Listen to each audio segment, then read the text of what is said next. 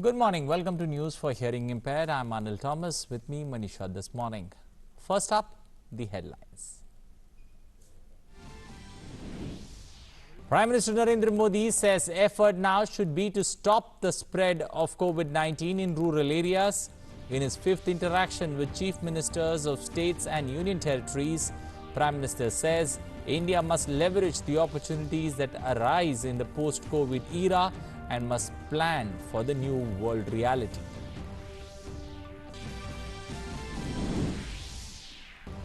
Prime Minister Modi says there is a twofold challenge before the country today to reduce the transmission rate of the disease and to increase public activity gradually while adhering to all the guidelines.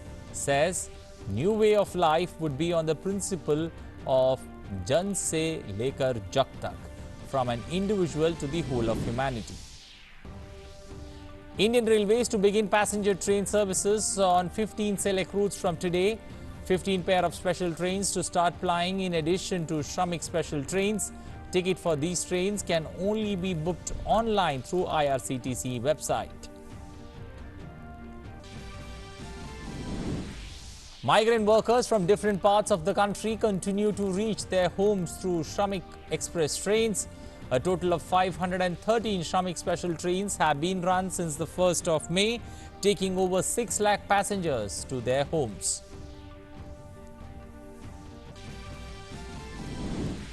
Vande Bharat mission to bring home Indians stranded abroad continues for the 6th day today. 4 flights arrive in different parts of the country and many more to arrive today from various locations. Indian Navy's Samudra Setu bringing Indians from the Maldives also continues. Recovery rate from corona cases in India increases to 31.15%. Number of active cases stand at 44,029 with 2,206 deaths. 20,916 patients have been cured and discharged. Global COVID-19 confirmed cases crossed 41,71,000 with over 2,85,000 deaths reported world over. United States worst hit with over 80,000 deaths, followed by United Kingdom, Italy and Spain.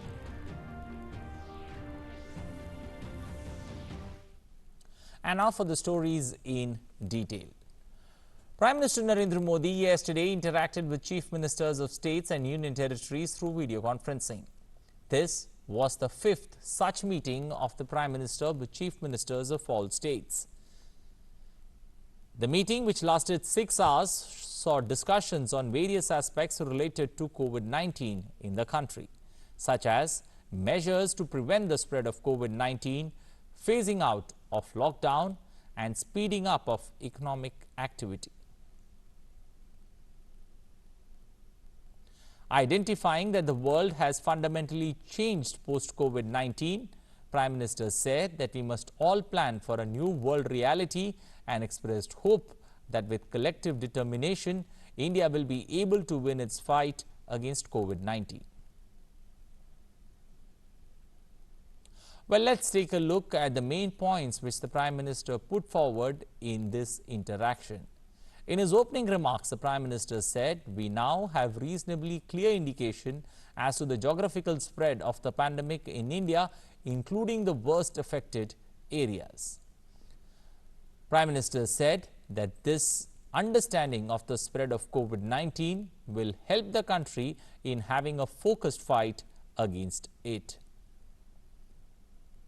He added that we have a twofold challenge to reduce the transmission rate of the disease and to increase public activity gradually while adhering to all the guidelines. Prime Minister further said now the effort should be to stop the spread of COVID-19 to rural areas.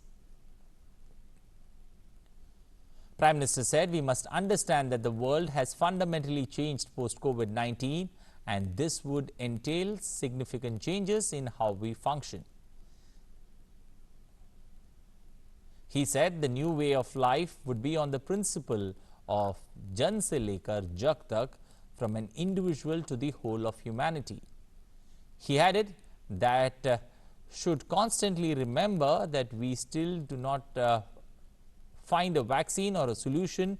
The biggest weapon with us to the fight against this virus is social distancing. He requested all the chief ministers for specific feedback on the lockdown. He asked them to share by 15th May a broad strategy on how they would want to deal with the lockdown regime in their particular states. He added that he wants states to make a blueprint on how to deal with various nuances during and after the gradual easing of the lockdown. Prime Minister said, we will need an all-encompassing approach to deal with various challenges that will arise before us. With the onset of monsoon, there will be proliferation of many non-COVID-19 cases for which we must prepare and strengthen our medical and health systems. Referring to the resumption of train services, the Prime Minister said this is needed to rev up the economic activity, but said that all the routes will not be resumed. Prime Minister said only a limited number of trains would ply. The Prime Minister further added that he continues to feel optimistic when not even a single state sounded dependent, and that this collective determination will make India win in its fight against COVID-19. Prime Minister said that the post-COVID-19 era also brings opportunities that India must leverage. The Prime Minister said the suggestions made by the states for a roadmap on economy have been given due consideration. The Chief Ministers appreciated the leadership of Prime Minister in the country's fight against COVID-19 and also highlighted the need to strengthen the medical and health infrastructure in the country. Several of them pointed out that with the return of migrants, there is a need to concentrate on strict implementation of the social distancing guidelines. The Chief Ministers, in their suggestions on economy, have sought support to MSMEs, infrastructure projects like power, easing of interest rates on loans, and assured market access to the agricultural produce. Prime Minister thanked the Chief Ministers for their proactive role in the country's fight against COVID-19. Moving on, Indian Railways will begin passenger train services on 15 select routes from today. The 15 pair of special trains will start plying in addition to the Shramik special trains. Other regular passenger services, including all mail, express, passenger and suburban services, shall remain cancelled until further notice. These special trains, which have been started presently, will have only air-conditioned classes, first, second and third AC. The fare structure for the special train shall be applicable for the regular timetable Rajdhani trains. Only online e-ticketing will be done through IRCTC website or through mobile app. Only confirmed e-tickets shall be booked, and the current booking, Tatkal and premium Tatkal booking shall not be permitted. No catering charges shall be included in the fare. However, dry, ready-to-eat food and bottled water shall be provided on demand inside the trains on payment basis. All passengers shall be compulsorily screened, and only asymptomatic passengers are allowed to enter or board the train. Passengers travelling by these special services will observe the following precautions. Only passengers with confirmed tickets shall be allowed to enter the railway station. All passengers shall be wearing face covers, masks at the entry and during travel.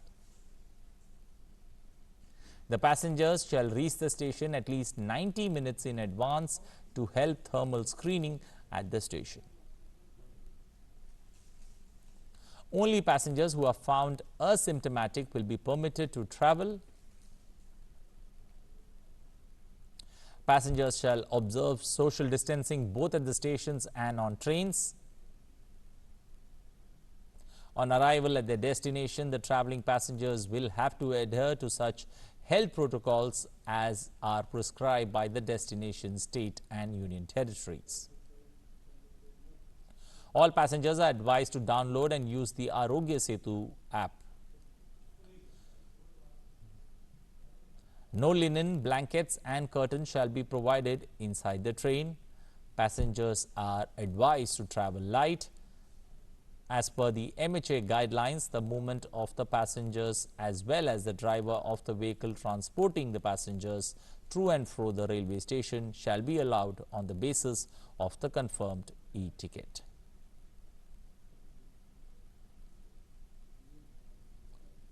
Migrant workers from different parts of the country continue to reach their homes through Shramik Express trains. A total of 513 Shramik special trains have been run since the 1st of May, taking over 6 lakh passengers to their homes.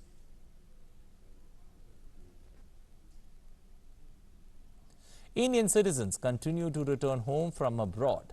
Civil Aviation Minister Hardeep Singh Puri in a tweet informed on day 5 of Mission Vande Bharat yesterday that 1,667 people returned on 8 flights from San Francisco, London, Manila, Dubai, Kuala Lumpur, Abu Dhabi and Dhaka. He hailed Air India Express, Ministry of External Affairs and the Indian missions abroad for their great effort.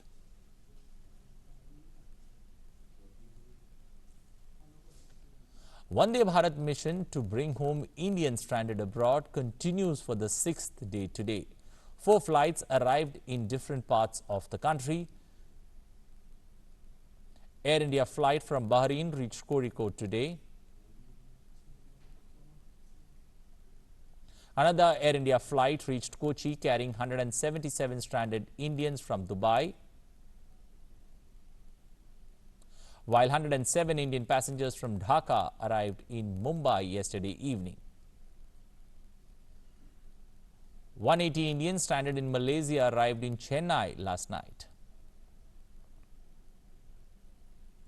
5 flights are scheduled from the Gulf countries on day 6 of the Vande Bharat mission. It will bring more than 880 distressed and stranded citizens back to the country. There are 2 flights scheduled from Dubai, one to Kannur and the other to Mangalore.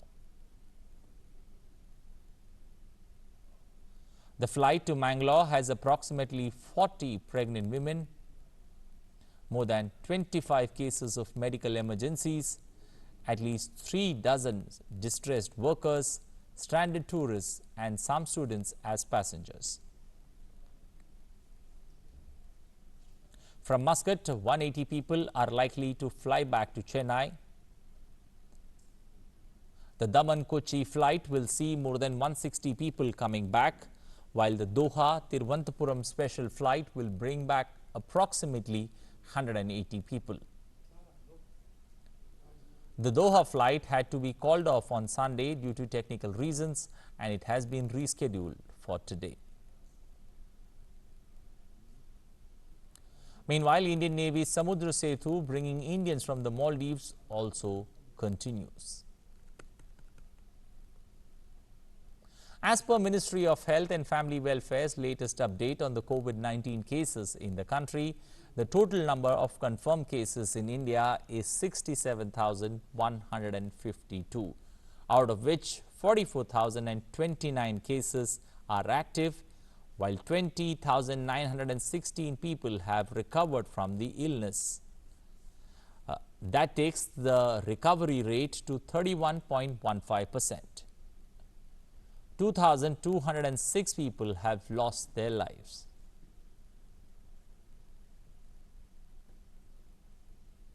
External Affairs Minister Dr. S. Jaishankar on Monday held a meeting with his counterparts from the United States, Australia, Brazil, Japan, Israel and South Korea on the novel COVID-19 pandemic.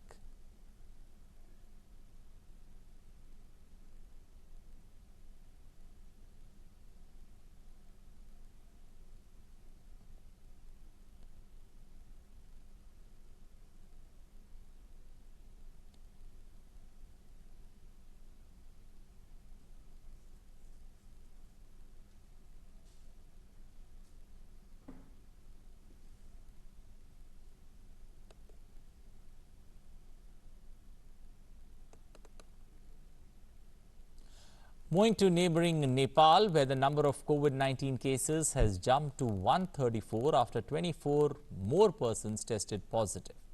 This is the highest number of COVID-19 cases reported in a single day in the Himalayan nation. According to the Ministry of Health and Population, 16 persons from Kapilavastu district, 6 from Rupandehi district and 1 each from Bardia and Saptari districts diagnosed with COVID-19. All patients are undergoing treatment in different hospitals and their condition is reported to be normal. There are 101 active cases in the Himalayan nation, while 33 patients have recovered so far.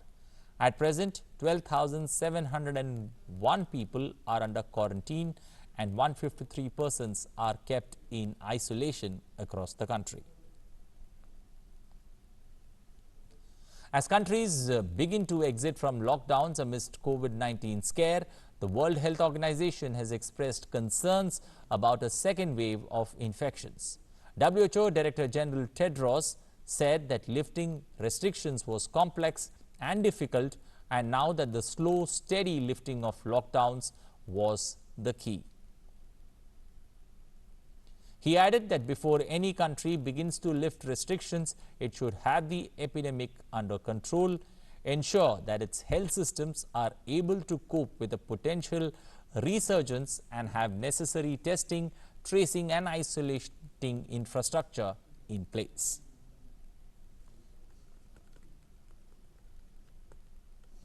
Well, now looking at the world numbers, global COVID-19 confirmed cases crossed the 41,71,000 mark, with over 2,85,000 deaths reported world over.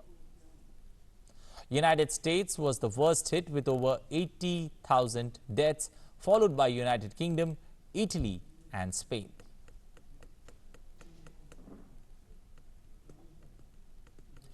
US President Donald Trump said he is not in favor of the United States reopening negotiations with China on phase 1 of a trade deal which the two countries agreed on at the beginning of the year. US President Trump said that the US administration is watching China closely for its alleged efforts to hack and steal US vaccine research for the novel coronavirus. The virus has so far claimed more than 80,350 lives, while the total tally of cases has crossed 13,46,720 in the United States of America.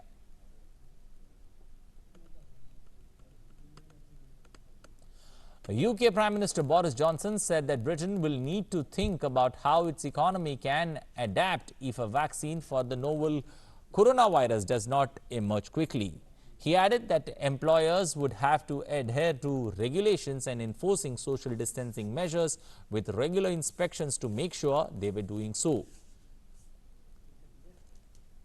The death toll from COVID-19 in United Kingdom has surpassed 32,140 as of now, while the number of cases of infections are more than 2,24,330.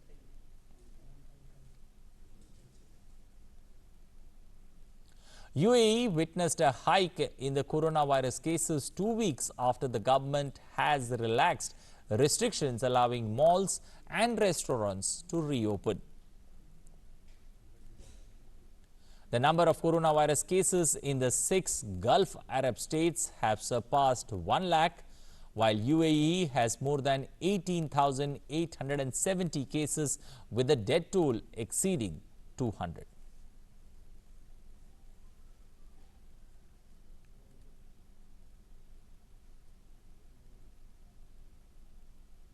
In another news, at least 19 soldiers have been killed and 15 injured when one Iranian warship accidentally struck another with a missile during an exercise.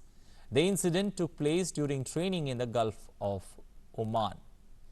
The frigate Jamaran fired at a training target released by a support ship, the Konarak.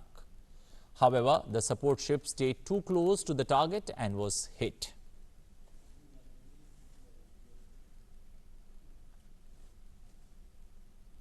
Argentina's government has extended negotiations over a $65 billion debt restructuring proposal until May 22nd. The decision has a set stage for tense last-ditch talks as the South American nation races to avoid default. The new deadline, which comes after an initial cutoff passed without the support needed for a comprehensive deal, means the offer will expire the same day Argentina could trigger a default of over 500 million interest payment.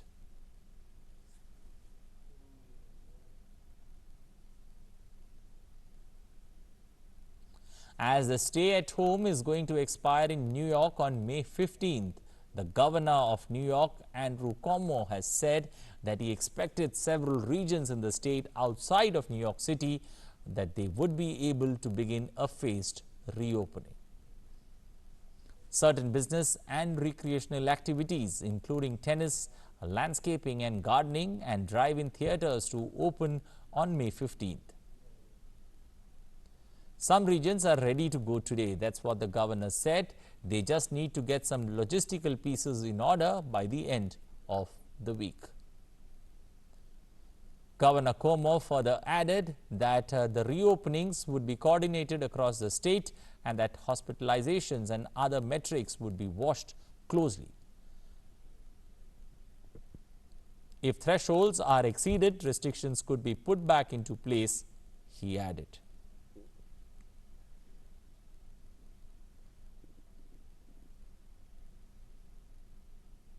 Moving to Europe and Spain, in Sweden, I beg your pardon, a couple has opened a COVID-19 safe table for one pop-up restaurant. Table for one pop-up restaurant functions with one chair and one table and no waiters. The food is also being prepared by the couple and brought to the table in a basket from the kitchen window via a pulley system. The idea behind the pop-up restaurant is to serve food without having any physical contact. Table for one pop-up restaurant has been fully booked for May, with some sittings available for June and July and planned to continue throughout the summer. The couple also have special arrangements for the rainy season with weather protection.